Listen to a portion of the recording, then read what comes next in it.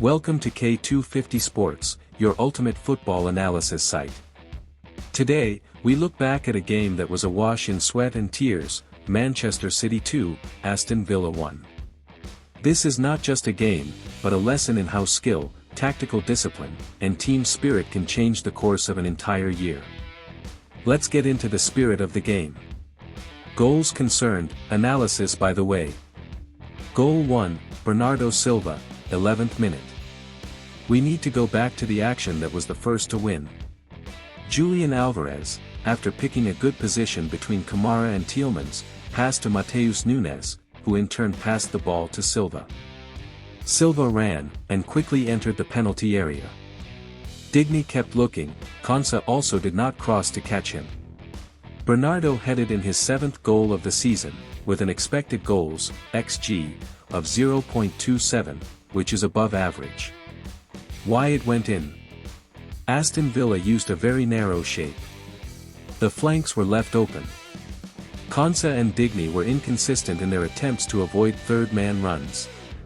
Emi Martinez was unable to read the ball as the fans blocked his view.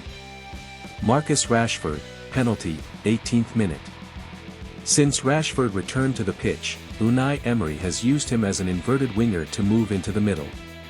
A pass from Cash, Akanji handled, and a penalty was awarded. Rashford didn't look where Ortega was, he used a no-look shot technique. He shot well down the left-hand side. Why it went well? Rashford used the mental composure of a clear striker. Villa had an XG of 0.94 in the first half alone. Matheus Nunes, 90th plus 4 minute. This proved that City are mental monsters.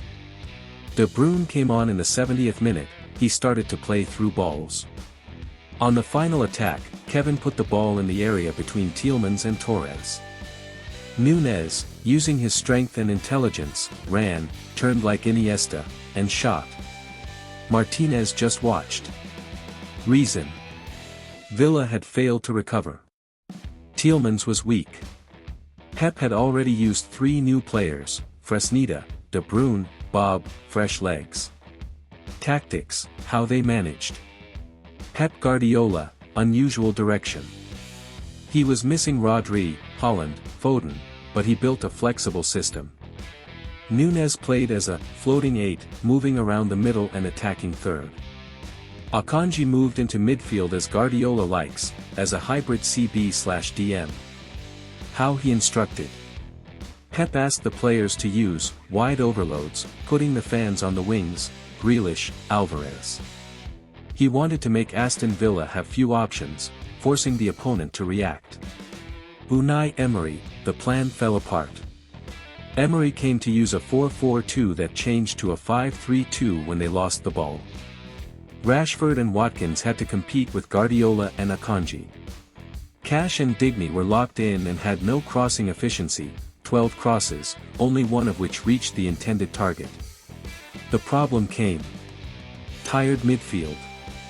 Tielemans was not in sync with Kamara. Konsa had a bad day to forget. Game psychology analysis. City have a killer mentality, Pep has told his players, if it's not 90 minutes, go to 98. Aston Villa, a team with talent, but mental weakness, lost their 8th game in the final minutes of 2024-25. How the game changes the Premier League. City, on 65 points, putting pressure on Arsenal and Liverpool. Villa, on 60 points, but with Crystal Palace and Tottenham moving up, they could fall behind. Game key. Player of the match, Matheus Nunes, 1 assist, 1 goal, 94% pass accuracy. Moment of the match, Nunes' goal in the 90th plus 4th minute. City's tactics, midfield rotation surprised Villa. We end the interview. Thank you very much for following K250 Sports, here we explain football at the highest level. Click subscribe, comment, do Villa still have a chance to finish in the top 4? We'll be back with more analysis. We provide you with news, analysis, and football wisdom. If you enjoyed this interview, like, share, and even follow us on social media. See you next time. here on K250 Sports.